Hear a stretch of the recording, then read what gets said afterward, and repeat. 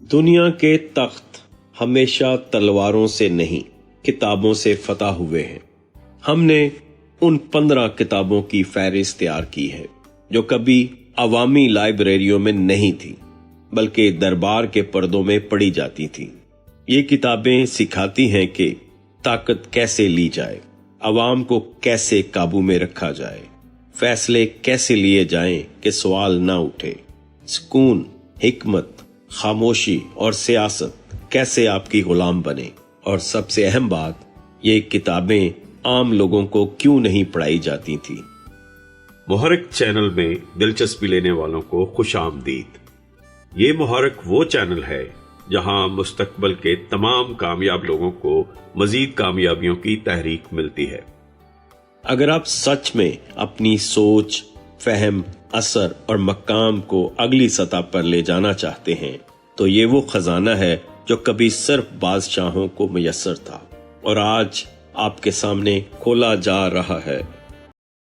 آگے بڑھیں، یہ علم صرف علم نہیں، حکومت کرنے کا نسخہ ہے۔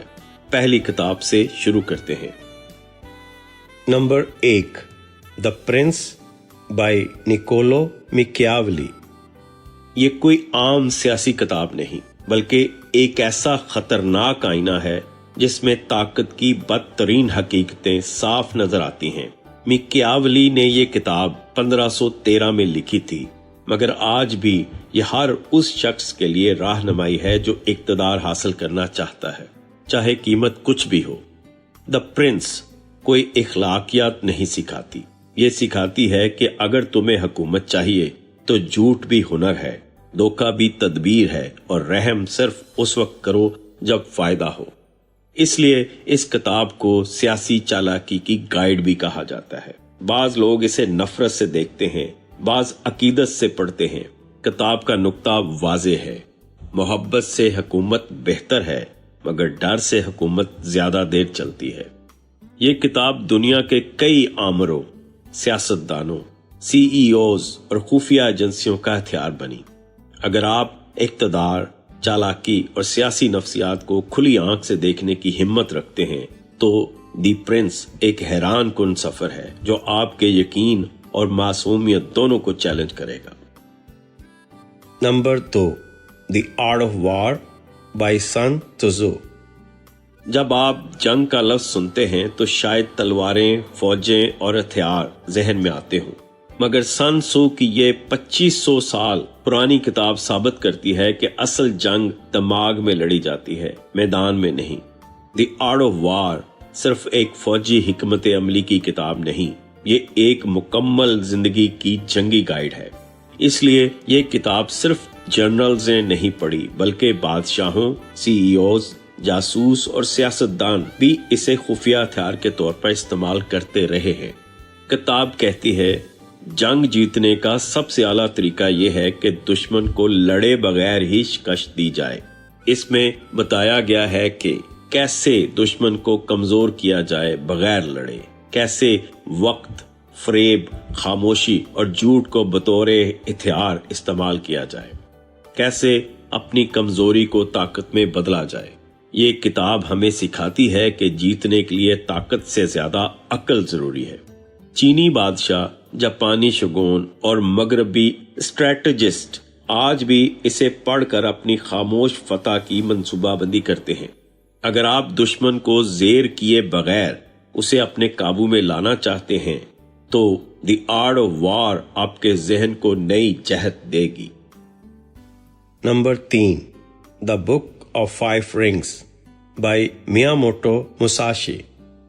یہ صرف ایک تلوار باز کی کہانی نہیں بلکہ ایک ایسی روحانی کتاب ہے جو آپ کو خود پر فتح پانا سکھاتی ہے۔ میاموٹو مساشی جاپان کا سب سے مشہور سامورائی تھا۔ اس نے 60 سے زائد دو بدو لڑائیاں لڑی اور کبھی شکست نہیں کھائی، مگر اس کتاب میں وہ تلوار کی نہیں، ذہن کی جنگ سکھاتا ہے۔ دا بک آف 5 رنگز اصل میں 5 فلسفیانہ اصولوں پر مبنی ہے: زمین، پانی، آگ، ہوا اور خلا۔ وائٹ ہر ایک زندگی اور جنگ کے بارے میں ایک گہری حکمت رکھتا ہے۔ مساشی بتاتا ہے کہ فتح محض تیز ہتھیار سے نہیں بلکہ اندر کی خاموشی، مشاہدے کی طاقت اور اپنے نفس پر کنٹرول سے حاصل ہوتی ہے۔ یہ کتاب دنیا بھر کے لیڈرز، فائٹرز اور کارپوریٹ اسٹریٹجسٹ پڑھتے ہیں تاکہ وہ مساقبت کی دنیا میں اپنے حریفوں سے 2 قدم آگے رہیں۔ وہ سکھاتا ہے کہ اپنے دشمن کو تب جیتو جب وہ جان ہی نہ سکے کہ تم نے کب وار کیا۔ یہ کتاب مراقبے اور مارشل آرٹس کی ایک عجیب آمیزش ہے۔ اگر آپ واقعی اپنی کمزوریوں کو شکست دینا چاہتے ہیں تو یہ کتاب آپ کا آئینہ ہے، اور وہ آئینہ جو صرف بہادر دیکھ سکتے ہیں۔ Number 4، meditations by Marcus Aurelius. تصور کریں دنیا کا سب سے طاقتور بادشاہ جو رومن سلطنت کا حکمران ہے، رات کے وقت ایک شمع کے نیچے بیٹھا خود سے باتیں کر رہا ہے، اور یہ باتیں طاقت، جنگ، سازش یا دولت کی نہیں بلکہ صبر، سکون، عاجزی اور زندگی کی سچائیوں کی ہیں۔ مارکس اوریلیس کا شمار ان فلسفی بادشاہوں میں ہوتا ہے جو تلوار سے زیادہ قلم سے لڑتے تھے۔ میڈیٹیشنز اس کی ذاتی ڈائری ہے جو اس نے خود کے لیے لکھی تھی، نہ کہ دنیا کے لیے، مگر یہ اتنی گہری ہے کہ بادشاہوں، جرنیلوں اور جدید CEOs نے اسے اپنی روحانی گائیڈ بنا لیا۔ یہ کتاب ہمیں سکھاتی ہے کہ جب تمہارے اختیار میں صرف تمہارا رد عمل ہو تو وہی تمہاری طاقت ہے۔ میڈیٹیشنز میں وہ سوالات اٹھتے ہیں جو ہم اکثر زندگی کی تھکن میں نظر انداز کر دیتے ہیں، یعنی میں کیا چیز کنٹرول کر سکتا ہوں؟ کیا واقعی یہ تکلیف مستقل ہے؟ کیا میرے خیالات مجھے کمزور کر رہے ہیں یا طاقتور؟ یہ کتاب کوئی نصیحت نہیں دیتی بلکہ ایک بادشاہ کی خاموش خود کلامی ہے جو آج بھی ایک عام انسان کو غیر معمولی سکون اور سمجھ دے سکتی ہے۔ اور اگر آپ زندگی کی بے چینی کو سمجھنا چاہتے ہیں تو میڈیٹیشنز ایک ایسا راستہ ہے جو بادشاہوں کو بھی تنہا طے کرنا پڑتا تھا۔ Number 5، The 48 Laws of Power by Robert green. یہ وہ کتاب ہے جو کھلے عام نہیں بلکہ بند دروازوں کے پیچھے پڑھی جاتی ہے۔ رابرٹ گرین نے دنیا کی تاریخ، درباری چالاکیوں، سیاسی سازشوں اور بادشاہوں کے رازوں کو 48 اصولوں میں قید کر دیا، اور ان اصولوں کا مقصد صرف ایک ہے: طاقت حاصل کرو اور اسے کسی بھی قیمت پر بچائے رکھو۔ یہ کتاب کہتی ہے کہ دوستوں پر زیادہ بھروسہ مت کرو، دشمنوں کو استعمال کرنا سیکھو، اپنے ارادے کبھی ظاہر نہ کرو، لوگوں کو صرف وہ دکھاؤ جو وہ دیکھنا چاہتے ہیں۔ یہ قوانین بظاہر سخت اور غیر اخلاقی لگتے ہیں، مگر یہی اصول دنیا کے طاقتور ترین افراد، سیاستدان، بادشاہ، جرنیل، CEOs نے اپنی حکمت عملی میں استعمال کیے۔ The 48 Laws of Power ہمیں بتاتی ہے کہ دنیا ویسی نہیں جیسی دکھائی دیتی ہے۔ یہ ایک کھیل ہے، ایک ایسا کھیل جہاں جیتنے والے کو دنیا یاد رکھتی ہے اور ہارنے والے کو رون دیا جاتا ہے۔ اگر آپ کو طاقت کی اصل سائنس سمجھنی ہے، نہ کہ صرف نصیحتیں، تو یہ کتاب آپ کے ذہن کے دروازے کھول دے گی، مگر خبردار، اسے پڑھنے کے بعد آپ دوبارہ کبھی لوگوں کو معصوم نظروں سے نہیں دیکھ سکیں گے۔ Number 6، Gulistan Saadi by Saadi Shirazi. یہ صرف فارسی ادب کا شاہکار نہیں بلکہ صدیوں تک ایرانی درباروں میں بادشاہوں کی تربیت کے لیے نصاب کے طور پر پڑھائی جانے والی کتاب ہے۔ سعدی شیرازی نے حکمت کو کہانی بنا کر سنایا، نصیحت کو نرمی سے پیش کیا اور زبان کی طاقت سے دل جیتنے کا ہنر سکھایا۔ گلستان ایک باغ ہے جس میں کہانیاں، تمثیلیں، اشعار اور مکالمے ہیں۔ یہ کتاب بتاتی ہے کہ زبان صرف بولنے کا ہنر نہیں، اثر ڈالنے کا فن ہے۔ ایک دانا حکمران دشمن کو تلوار سے نہیں، الفاظ سے قابو کرتا ہے۔ انصاف، عاجزی اور نرمی حکومت کو مضبوطی دیتے ہیں، ظلم نہیں۔ کتاب میں بادشاہوں، درویشوں، گداگاروں اور عالموں کی چھوٹی چھوٹی کہانیوں میں انسانی فطرت، نفسیات، سیاست اور روحانیت کے بڑے راز چھپے ہیں۔ اگر بادشاہ میں رحم نہیں تو حکومت بھی بغاوت میں بدل جاتی ہے۔ گلستان ایک آئینہ ہے جو بادشاہوں کو اپنے چہرے دکھاتا ہے اور عام انسان کو زندگی کا سلیقہ سکھاتا ہے۔ آج بھی جو اس کتاب کو دل سے پڑھے وہ صرف دانشور نہیں بنتا بلکہ بہتر انسان بھی بن جاتا ہے۔ نمبر 7، ارتھ شاستر بائی چانکیہ، چانکیہ کی خفیہ کتاب حکومت۔ یہ کتاب ہندوستان کی تاریخ میں وہ مقام رکھتی ہے جو دی پرنس یورپ میں اور دی آرٹ آف وار چین میں۔ چانکیہ، جو کوٹیلیا کے نام سے بھی جانا جاتا ہے، نہ صرف ماہر سیاست تھا بلکہ موریہ سلطنت کا معمار بھی تھا۔ اس نے جو نظام تخلیق کیا وہ اتنا مکمل اور طاقتور تھا کہ بادشاہ اشوکا کی حکومت کا ڈھانچہ اسی پر قائم ہوا۔ ارتھ شاستر صرف ایک سیاسی دستاویز نہیں، یہ ایک مکمل حکومتی سائنس ہے۔ یہ کتاب سکھاتی ہے کہ دشمنوں کو کیسے توڑا جائے بغیر جنگ کیے، عوام کی نفسیات کو کیسے قابو میں رکھا جائے، ریاست کی آمدنی، خفیہ جاسوس، معاشی ٹیکس، سزا و جزا کا نظام کیسے بنے۔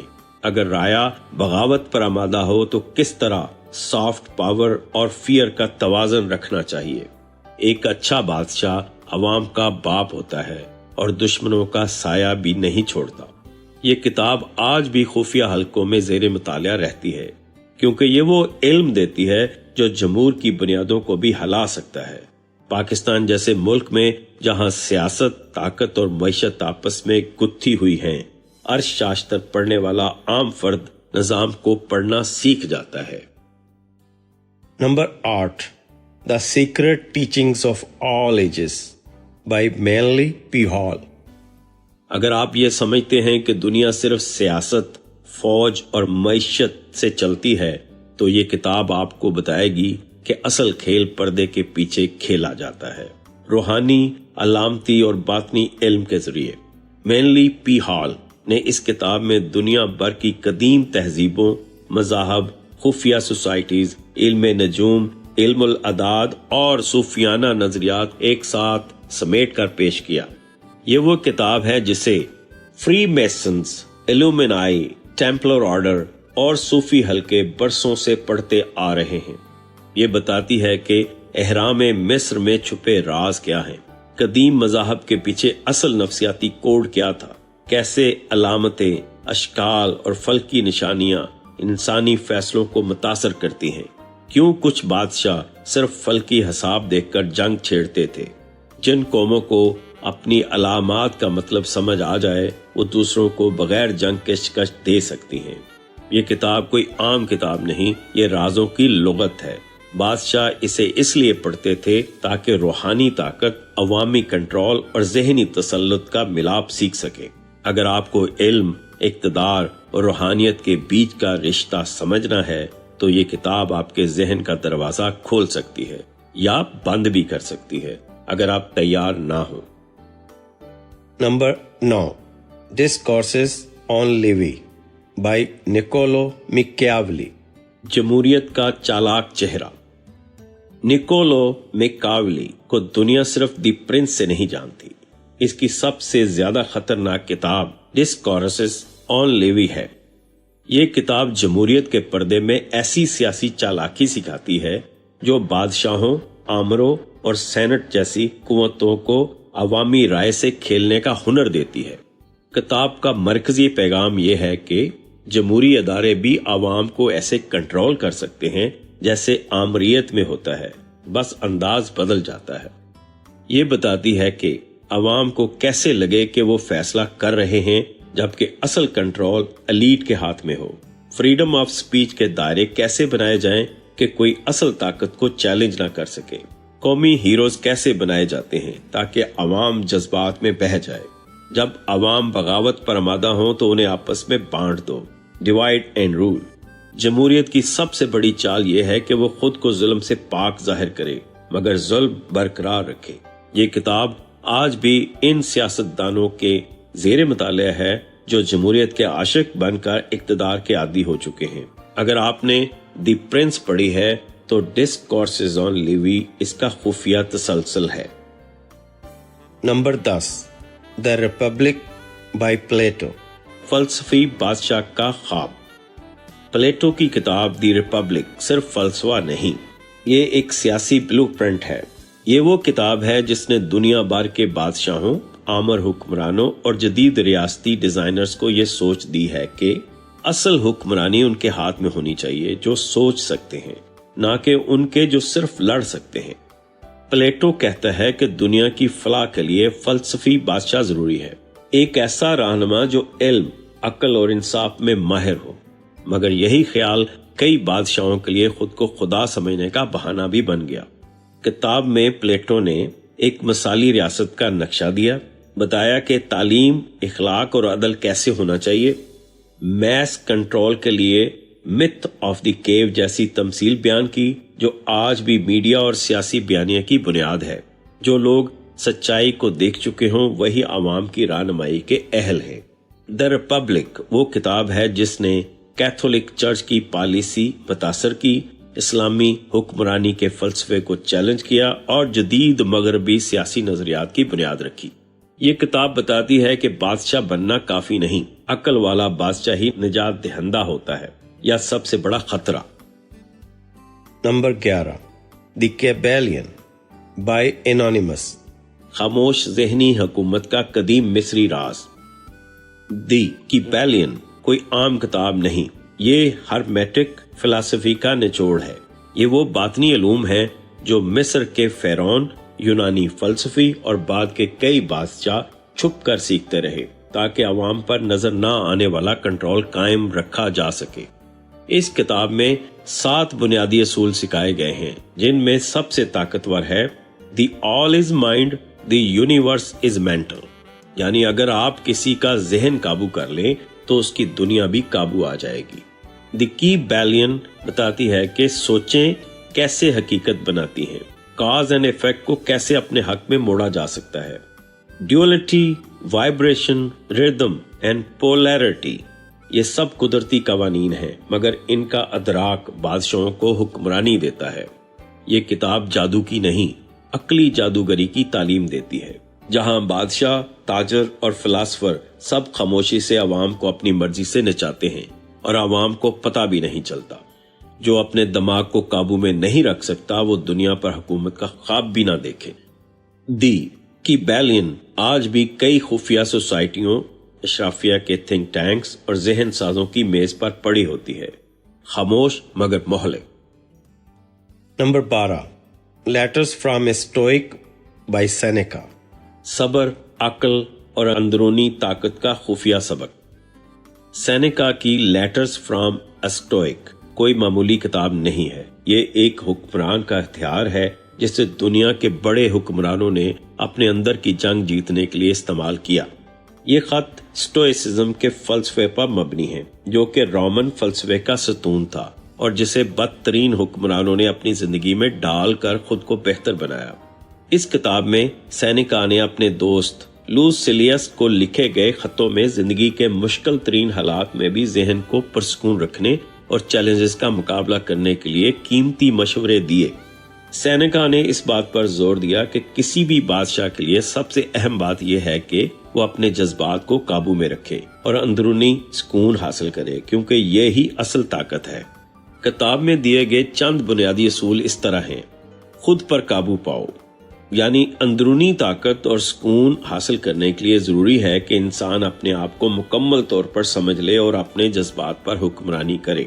موت کو یاد رکھنا، یہ فلسفہ انسان کو ہر لمحے کو بہتر طریقے سے جینے کی ترغیب دیتا ہے کیونکہ وہ جانتا ہے کہ زندگی عارضی ہے۔ صبر کی طاقت، ایک بادشاہ کے لیے سب سے بڑی قوت یہ ہے کہ وہ ہر مشکل میں صبر کا مظاہرہ کرے کیونکہ یہی وہ کیفیت ہے جو اسے مخلص اور مضبوط بناتی ہے۔ یقین کا اصول، سینیکا کے مطابق ذہنی سکون اور فلاح کا دار و مدار خود پر ایمان اور اپنے اصولوں کے مطابق جینے پر ہے۔ لیٹرز فرام اے اسٹوئک نہ صرف فلسفیانہ زندگی کی رہنمائی فراہم کرتی ہے بلکہ یہ دنیا کے طاقتور ترین لوگوں کے لیے نفسیاتی قوت کا سر چشمہ بن چکی ہے۔ اس کتاب کو پڑھ کر کوئی بھی انسان اپنی ذات میں چھپی طاقت کو پہچان سکتا ہے اور خود کو ہر چیلنج کے لیے تیار کر سکتا ہے۔ حکمرانوں، سیاستدانوں اور کاروباری لیڈروں کے لیے یہ کتاب ایک لازمی سرمایہ رہی ہے۔ نمبر 13، مقدمہ بائی ابن خلدون، وہ خفیہ نسخہ جو سلاطین اپنے کمرے میں چھپاتے تھے۔ اگر آپ جاننا چاہتے ہیں کہ سلطنتیں کیسے بنتی ہیں اور کیسے گرتی ہیں تو ابن خلدون کی مقدمہ آپ کے لیے نہیں بلکہ بادشاہوں کے لیے لکھی گئی تھی۔ یہ صرف ایک تاریخ کی کتاب نہیں بلکہ ایک سائنس آف سوسائٹی ہے جو آج بھی دنیا کی بڑی یونیورسٹیوں، تھنک ٹینکس اور حکومتی پالیسیوں میں پڑھائی جاتی ہے۔ ابن خلدون نے بتایا کہ ہر قوم میں پہلے عزم اصابیہ پیدا ہوتا ہے، پھر وہ فتح حاصل کرتی ہے، پھر نظام بناتی ہے، پھر طائش آتا ہے اور آخر میں زوال۔ یہ وہ کتاب ہے جسے پڑھ کر بادشاہوں نے اپنے دشمنوں کی سلطنتیں گرتے دیکھی تھی اور خود اپنی سلطنت بچانے کی چالیں سیکھی تھی۔ ابن خلدون نے پہلی بار معاشی سائنس اکنامکس کو بنیاد دی، سوشیالوجی کا تصور پیش کیا اور بتایا کہ ریاست کا اصل دشمن اندرونی کمزوری ہوتی ہے، بیرونی حملہ نہیں۔ تاریخ صرف واقعات نہیں، عقل و فہم کا علم ہے۔ مقدمہ کی حیران کن بات یہ ہے کہ یہ یورپ میں انلائٹمنٹ سے صدیوں پہلے لکھی گئی، مگر اس میں دیے گئے اصول آج بھی پولیٹیکل سائنس، ماڈرن گورننس اور سوشیالوجی کے ستون ہیں۔ دنیا کے کئی مسلم حکمرانوں نے یہ کتاب خفیہ طور پر درباریوں سے ہٹا کر رکھی، کیونکہ اگر عوام نے پڑھ لی تو وہ خود بادشاہ بن جاتے۔ نمبر 14، تاؤ تے چنگ بائی لاؤ تزو، خاموش حکمرانی کا چینی نسخہ۔ لاؤ سو کی لکھی ہوئی تاؤ تے چنگ کوئی عام کتاب نہیں، یہ وہ آئینہ ہے جس میں چینی بادشاہوں نے اپنی حکومت کی روح دیکھی۔ یہ کتاب ہمیں بتاتی ہے کہ حقیقی حکمران وہ ہوتا ہے جو خود کو ظاہر نہیں کرتا بلکہ ہر چیز کو قابو میں رکھتا ہے۔ یہی خاموش طاقت کا فن ہے جس نے ہزاروں سال تک چین کے نظام کو چلایا۔ تاؤ تے چنگ سکھاتی ہے نرمی میں طاقت ہے، پانی کی طرح بنو جو بظاہر کمزور مگر چٹانوں کو بھی کاٹ دیتا ہے۔ بے عملی میں حکمت ہے، کبھی کبھار کچھ نہ کرنا ہی بہترین حکمت عملی ہوتی ہے۔ سکون میں اثر ہے، جو جتنا خاموش اتنا گہرا۔ شور مچانے والے لیڈر نہیں، اندر سے پختہ رہنما کامیاب ہوتے ہیں۔ حکمران کا بہترین معیار یہ ہے کہ عوام کہیں ہم نے خود یہ سب کیا، حالانکہ پیچھے وہی ہوتا ہے۔ یہ کتاب سیاسی چالاکی نہیں سکھاتی بلکہ ایک روحانی لیڈرشپ کی تعلیم دیتی ہے، جس میں حکمران اپنی انا کو چھوڑ کر قدرت کے بہاؤ کے ساتھ چلتا ہے۔ تاؤ تے چنگ ایک ایسی گائیڈ ہے جو بتاتی ہے اقتدار جیتنا طاقت سے نہیں بلکہ سمجھداری، سکون اور سیلف ماسٹری سے آتا ہے۔ چینی شہنشاہ اسے خاموش انقلاب کی کتاب کہتے تھے، کیونکہ جس نے اسے دل سے سمجھ لیا وہ تخت پر بیٹھ کر بھی فقیر ہوتا ہے اور فقیر ہو کر بھی دلوں پر حکمرانی کرتا ہے۔ Number 15، Beelzebub's tales to his grandson سن بائی G.I. گوردجیف، پاگل پن اور طاقت کے درمیان کی لکیر۔ یہ کوئی عام کتاب نہیں، یہ ایک ایسا متن ہے جسے پڑھنے والے یا تو پاگل ہو جاتے ہیں یا پہلی بار ہوش میں آتے ہیں۔ گوردجیف نے اسے ایک فلسفیانہ داستان کے طور پر لکھا، مگر در حقیقت یہ انسانی ذہن پر قبضہ جمانے اور اسے آزاد کر دینے کا ایک نفسیاتی ہتھیار ہے۔ اس میں بیلزبب یعنی ایک گرا ہوا فرشتہ اپنے پوتے کو زمین کے بارے میں کہانیاں سناتا ہے، مگر ہر کہانی میں پوشیدہ ہے انسانی فطرت کے تضادات، مذہب، تعلیم، سیاست کی نفسیاتی چالیں اور میس کنٹرول کے خفیہ اصول۔ تم وہ ہو جو تمہیں سکھایا گیا، اور جب تم سیکھنے سے آزاد ہوتے ہو تب جا کے تم اصل میں پیدا ہوتے ہو۔ یہ کتاب جان بوجھ کر مشکل زبان میں لکھی گئی کیونکہ گوردجیف کہتے تھے آسان لفظوں میں دیا گیا علم عوامی تفریح بن جاتا ہے، جبکہ جو سچ میں ڈھونڈنے نکلے صرف وہی اس راز کو سمجھے۔ بادشاہ، اشرافیہ اور خفیہ حلقے اس کتاب کو خطرناک حد تک طاقتور مانتے تھے، کیونکہ یہ انسان کو اپنی نیند سے جگاتی ہے اور جو جاگ جائے وہ کسی کے قابو میں نہیں آتا۔ اس لیے یہ کتاب کبھی کسی یونیورسٹی کا نصاب نہیں بنی، یہ صرف اندرونی حلقوں میں گردش کرتی رہی جیسے کوئی ممنوع جادو ہو۔ یہ تھیں وہ 15 کتابیں جو عام انسانوں کو نہیں بادشاہوں کو طاقتور بناتی تھیں۔ اب فیصلہ آپ کا ہے، کیا آپ انہیں صرف جاننا چاہتے ہیں یا ان سے خود بادشاہ بننے کا سفر شروع کرنا چاہتے ہیں؟